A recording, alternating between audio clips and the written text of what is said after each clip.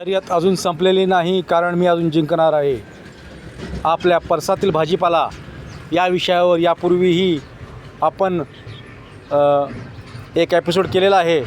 तर आजचा एपिसोड हा परसातील भाजीपाला याच्यावरच असून हे आपण पाहू शकता की परसामध्ये ह्या भाजीपालाची लागवड केलेली आहे. यामध्ये दोडका असेल, परत ककडी असेल, त्याचबरोबर वांग्याची रोपे असतील, हे शेवगा असेल, हे सीताफळाची झाडं असतील, त्याला सीताफळं पण लागलेली आहेत.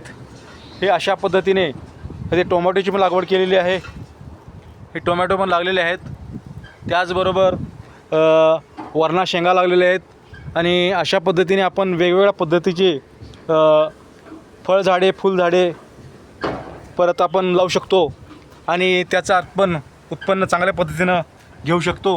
हे पहा, शेवग्याच्या शेंगा ह्या अतिशय पौष्टिक अशा असतात आणि याचा आपण वापर आपल्या रोजच्या आहारामध्ये करू शकतो. ही शेवग्याची पानं पण ह्याचा पण आपण आहारामध्ये समावेश करू शकतो. आणि हे सीताफळाची बाग आहे मोठी, आणि हे आहे वेल, दोडका, काकडी यांचा हा वेल असून आता सर्व